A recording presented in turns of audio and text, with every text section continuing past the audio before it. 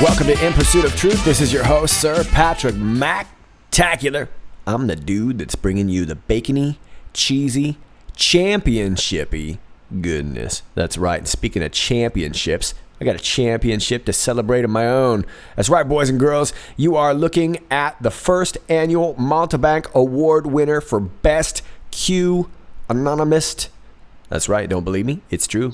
Well, the winner for Best Q Analyst is... I'm back. That's right, and IPOT stands for In Pursuit of Truth. And whether you're into following Q or not, Sir Patrick Mac is one of the most intelligent and funny and stylish and entertaining presenters on YouTube. He's right. Do you know that? And you haven't really lived until you've been flashback-icized. Gotta flashback-icize you, take you back, Wow, how about that? Well, I humbly accept my Montebank Award. I'd like to thank each and every one of you. I'd like to thank the Montebank Awards, and I'd like to thank John. You love me? I think they do. Thanks to all of you, I will take this award and I will place it upon my mantle right next to my second annual Montebank Award.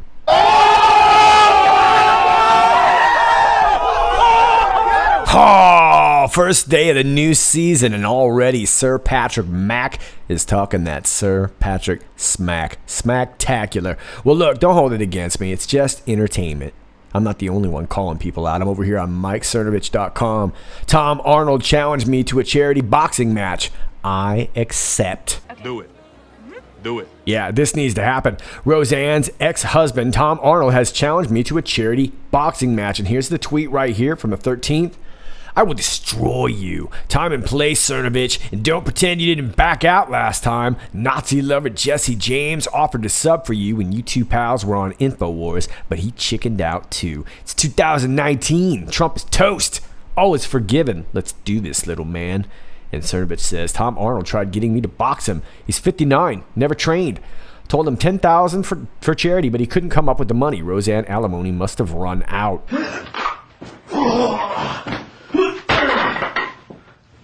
All right, well, look, logically, I can't give you any good reason why this should happen. And yet, at the same time, I really want this to happen. So that's where I stand on this. And as you can see, I volunteered down here. I volunteered to announce this event also. Trust me, you'll be glad you did. I am sure of that. Oh, wait a minute. I said I volunteered to announce this event also? That's right. Looks like Tom Arnold's not the only one calling some blokes out. Looks like former TV host Montel Williams and OANN news reporter Jack Posobiec are beefing also. And it looks like it started when Jack was posting some pictures about his new baby, 8 months today. Cute little kid, right? And Montel replies by saying, "Aw, a mini Russian spy. How not cute." Well, that's not very nice, Montel. And it looks like Jack Posobiec's baby wasn't the only target of Montel's ire. He was hitting everybody with a bunch of drive-by butthurt here. We can see this. Retweet if you think Napa police should tase Laura Loomer. I'm tired of this child who brilliantly scaled over into Nancy Pelosi's property and is demanding asylum. I love it. Laura Loomer. Loomer in the whole compound. And so Montel's kind of fed up with that, complaining about the baby. And we see this tweet here in the lower right from Great American Becky. Who dis? Montel says, I don't know, but what do you say we put your name and address on here? Well, the Sobes responds by saying, stay away from my family. I'm not going to say it again. I will find you. Montel responds, Jack, you don't scare me. Good luck. To which the Sobes barks back, want to prove it in the ring for charity, tough guy? Wow, what's everybody so riled up about? Well, as we know, when beefs occur, it's usually because of poor communication. Something got lost in translation. And speaking of lost in translation, the U.S. military translator detained at airport after visa revoked mid-air.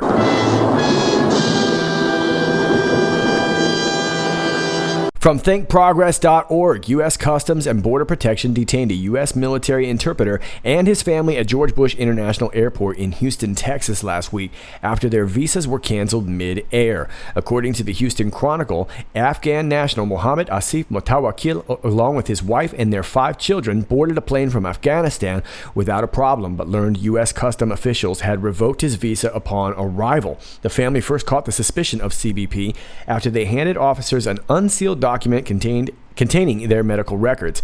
The State Department website warns immigrants to not open those packets, but does not outline what might happen if they do. Lawyers for the family claimed either the wife or children had mistakenly unsealed the documents. CBP officials told Mutawakil, who has gone through extensive background checks for his career assisting the military, that the U.S. consulate in Afghanistan had flagged his visa and emailed him to return to the office, which he did not do. Mutawakil and his family were then taken into custody and threatened with deportation back to Kabul. Apparently, the visa was not canceled until he was mid-air, Texas Representative Sheila Miss Jackson, if you're nasty Lee, told the Chronicle. When customers' office had to check his credentials, it showed there was a problem with the visa for the entire family. Mutawakil is one of the thousands of interpreters who were awarded special immigrant visas through the Afghan Allies Protection Act enacted in 2009. Who was president back then? Interpreters are often targeted by the Taliban for their work with the U.S. military. In 2014, the International Refugee Assistance Project estimated that an Afghan interpreter was killed every 36 hours. Mutawakil is currently being held in an immigration detention center in Houston where he plans to apply for asylum. His wife and children were released after 24 hours on humanitarian parole, which allows them to temporarily remain in the country. Despite the fact that Mutawakil and other Afghan and Iraqi nationals have gone through extensive vetting procedures to receive visas, under the Trump administration, their ability to remain in the country has been made less certain. Okay, so we obviously don't have all the information on this story yet. This guy may simply be very innocent and just got wrapped up in something really, really crazy. I have also had my visa canceled before for some really strange reasons, going in and out of different countries. So that could have been the case with this Mutawakil, but I found it very interesting. Here was a guy, looked like he got his visa under this Afghan assistance program, and this was during the Obama administration. So could it be that now there's a different administration, they're giving a look-see at this Mutawakil, or could he have just been, unfortunate, and all this got lost in translation? And Mutawakil is not the only translator getting the heat from ilovemyfreedom.org. Witch hunt. Democrats are now going after Trump's translator during summit with Putin. Democrats are now attempting to go after the translator who was in the room when President Donald Trump met with Russian President Vladimir Putin last year. As noted by ABC News, congressional Democrats are considering subpoenaing veteran State Department translator Marina Gross. During the summit last summer in Finland, Trump met privately with Putin to discuss various global issues. The only other person in the room during the meeting was Gross, who served as a translator. Democrats on the House Foreign Affairs and Intelligence Committees want Gross to appear before Congress and answer questions about what the two presidents discussed behind closed doors. Lawyers for the two committees are reportedly meeting this week to discuss legal options to subpoena Gross, which would be unprecedented. This is another grim and disturbing example of how Democrats are using their congressional power to go after Trump for any and everything he does. On Saturday, Trump conducted a phone interview with Fox News host Jeanine Pirro and was asked about the move from Democrats. Trump denied that he was trying to conceal details from the meeting. I'm not keeping anything under wraps. Anybody could have listened to that meeting. That meeting is up for grabs, Trump said. House Intel Chairman Adam Schiff, who has made it clear that he will use his congressional powers to go after Trump, took to Twitter on Saturday to indicate that he's interested in efforts to subpoena Gross. Last year, we sought to obtain the interpreter's notes or testimony from the private meeting between Trump and Putin. The Republicans on our committee voted us down. Will they join us now? Shouldn't we find out whether our president is really putting America first? Schiff tweeted. On top of that, House Foreign Affairs Committee Chairman Eliot Engel, a Democrat who represents New York, recently announced that he's forming a separate investigative subcommittee to investigate Trump's interactions with Putin. Every time Trump meets with Putin, the country is told nothing, Engel said. said, we will be holding hearings on the mystery swirling around Trump's bizarre relationship with Putin and his cronies and how those dark dealings affect our national security. If Congress were to issue the subpoena to the State Department, the White House has the legal authority to either slow or block the request. Echoing Trump's sentiment, Senator Ted Cruz said on Sunday that it is severely premature to be subpoenaing interpreters and could set a bad precedent. I've seen the allegations, Cruz said on NBC's Meet the Press. I want to find out just a little bit more about what happened there. I want to learn more than just the allegations in the press. Cruz warned that the Democrats would be wise not to overreach and use their newfound congressional powers to set a dangerous precedent simply because they want to go after Trump. Okay, so the butthurtitude overfloweth, and of course they've got reason to panic. This translator was evidently the only person in the room listening to Putin and Trump, so of course they were there and privy to the information that was being shared, and it seems to me like that would be something that it would be fair enough for them to want to keep silent about, but it looks like they want to investigate anything that will keep this Russia narrative in the public narrative, because what we're starting to see now in the public narrative is this shift towards MI6 and the UK operatives, all these people that were involved in the compiling, the funding, and the dispersing of this Steele dossier. And of course, we know, and we've known for quite a while, that it was highly orchestrated by John Brennan. He was getting a lot of this information into the media. He was also getting a lot of this salacious and unverified information into these presidential daily briefs, which means that President Obama also knew about this, and they all knew that this was an illegal spying investigation into a duly elected president candidate at the time. So obviously it looks to me like mainstream media is going to go knuckin' futz over this because they were clearly complicit. Who was John Brennan sharing his information with? Of course, you have the New York Times, the Washington Post, Michael Isikoff over there at Yahoo. How about BuzzFeed, right? This was going all over the place. And of course, WAPO, the Washington Post, was no different. Let's talk a little bit about Jeff Bezos over here. This is from Breitbart. Report: Amazon Ring gave employees unrestricted access to footage of customers' homes. Ring, a home security camera company owned by Amazon, allowed employees unrestricted access to the cameras inside people's homes, according to a report from The Intercept. The Intercept reported last week that Ring provided its Ukraine-based research and development team virtually unfettered access to a folder on Amazon's S3 cloud storage service that contained every video created by every Ring camera around the world. This would amount to an enormous list of highly sensitive files that could easily be browsed and viewed. Downloading and sharing these customer video files would have required little more than a click, The Intercept explained, adding that the video files were left unencrypted, and the Ukraine team was also provided with a corresponding database that linked each specific video file to corresponding specific Ring customers. Ring also reportedly provided similar access to executives and engineers in the US, allowing unfiltered, round-the-clock live feeds from some customer cameras, regardless of whether they needed access to this extremely sensitive data to do their jobs. An unnamed source told The Intercept that if an engineer knew a reporter or competitor's email address, they could view all their cameras, and claimed employees joked around by spying on their coworkers' home cameras. As advertised on Ring's website, Ring allows you to monitor your home from your smartphone, tablet, or PC, with the added ability to speak to anyone on your property from anywhere through built-in microphones. Ring's customizable motion sensors lets you focus in on the most important areas of your home. You'll get instant alerts as soon as Ring detects motion, so you'll always be the first to know when anyone steps foot on your property, the company boasted. Ring lets you monitor every corner of your property with a video doorbell at your door and stick-up cams around the house. You can create a ring of security around your entire home.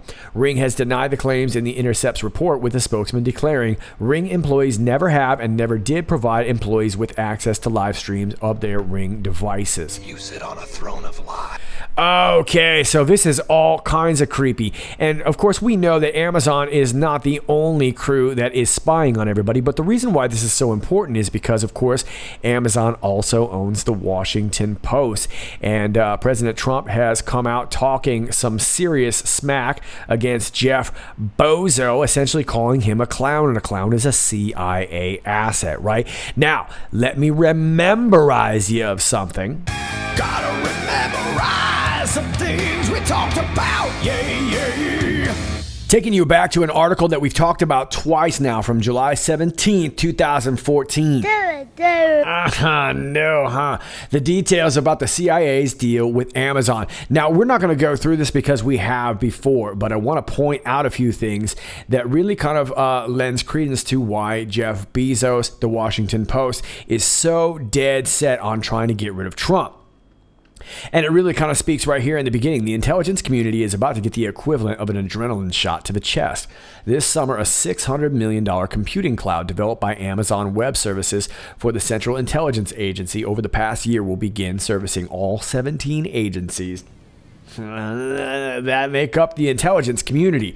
If the technology plays out as officials envision, it will usher in a new era of cooperation and coordination, allowing agencies to share information and services much more easily and avoid the kind of intelligence gaps that preceded the September 11, 2001 terrorist attacks. Okay, so after September 11th, all these agencies kind of got bound under the DNI, right? And that's James Clapper. And we can kind of thank James Clapper for this. The vision was first outlined in the Intelligence Community Information Technology Enterprise Plan, championed by Director of National Intelligence James Clapper and IC Chief Information Officer Al Tarasiu almost 3 years ago. Cloud computing is one of the core components of the strategy to help the IC discover, access, and share critical information in an era of seemingly infinite data. Okay, so that's kind of what brought them all together, right? And there was a lot of complaint about this, particularly from other agencies and other companies that really wanted to bid here. And so you can see here, let's see, there we go. In early 2013, after weighing bids from Amazon Web Services, IBM, and an unnamed third vendor, the CIA awarded a contract to AWS worth up to $600 million over a period of up to 10 years. The deal, handled in secret, was first reported by FCW in March 2013, sending ripples through the tech industry. A month after the deal became public, IBM filed a bid protest with GAO that the watchdog eventually upheld in June, forcing the CIA to reopen bids to both companies for the contract. A legal struggle between Amazon and Big Blue ensued, and AWS filed a lawsuit against the federal government in July 2013, claiming the GAO sustainment was a flawed decision. Okay, so these other companies were upset that they weren't getting in on this. But basically, we have these private companies that were building this cloud. And this was likely part of this firewall that we keep hearing about, right? So all this information going up into the cloud by way of things like this Ring that we're talking about. Now, this is just one small thing. It could be your Alexa. It could be your whatever gadget is of the week. I don't know all the names or whatever, but let's face it, all these gadgets are spying on you. Your phone is spying on you. Your TV spying. Your oven spying on you. We all know this, right? But the fact of the matter is that this clown right here hooked so much of it up, even to the point that companies like IBM, who are also some really gray hats, right?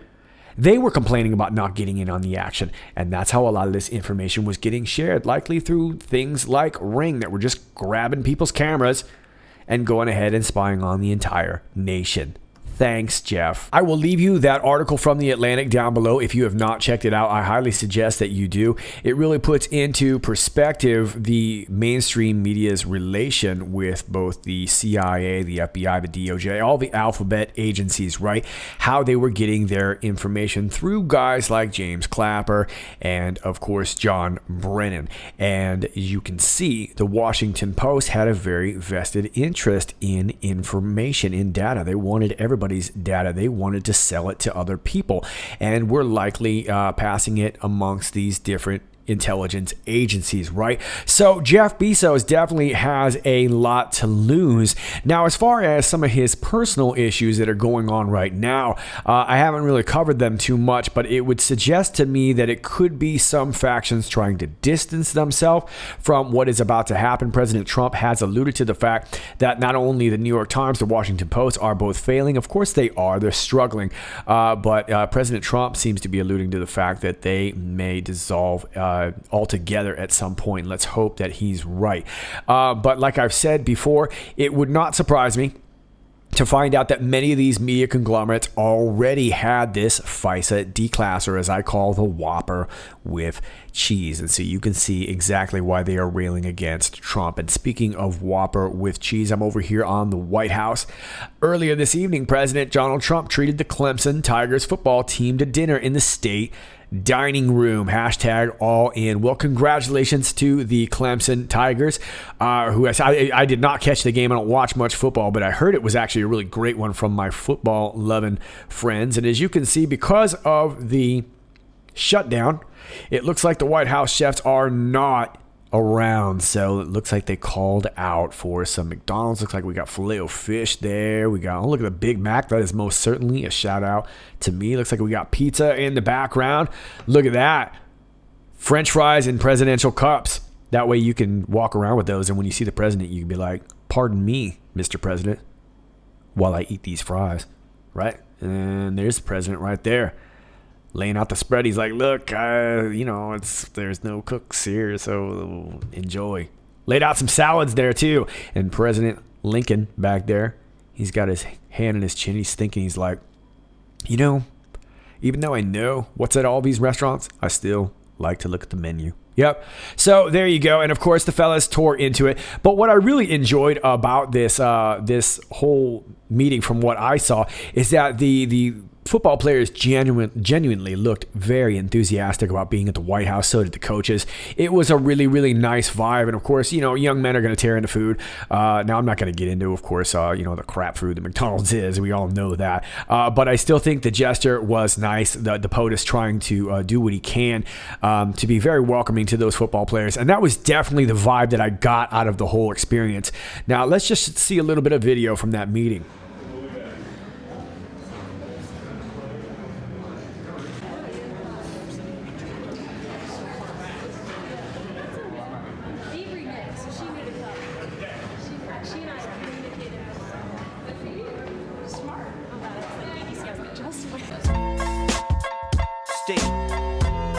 Still doing that shit, Andre? Oh, for sure. Yeah. All right. Well, a guy can dream, right?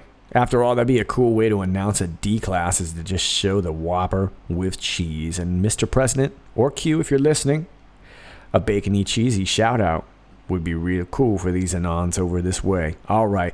Listen, that's about all I got for you today. I also want to let you know that it looks like Attorney General nominee William Barr will be vowing at his confirmation to be protecting the Mueller Trump Russia investigation. So all those liberals that were in a panic about that can relax, at least for today. I'm sure you'll find something tomorrow to be offended by. But for the rest of us Anons, that is all I got for you today. As always, if you like this video, please click like, share, and subscribe. And if you're new to this channel, welcome to you. Please keep in mind that you will get unclicked and unliked and unsubscribed from time to time, because that's social media. That's how it works. Thanks to all of you who like and share these videos. I greatly appreciate you helping me get this message out. All my links are down below to my other channels. I highly suggest that you check them out, because at any moment they could be removed from YouTube and you might be looking for me. So I'm over on Gab. I'm on BitChute. I am also on Brighteon.com. And I'm over here on Twitter at IPOT1776. That's at IPOT1776. All those links are down below, as well as the link to my email, my Patreon, and any links that we covered today. All those links are down below. All right, guys, thank you very much. I will keep abreast of some more Q posts if they come in. Otherwise, I will see you next time. This is Sir Patrick Mack. Till next time, stay cool.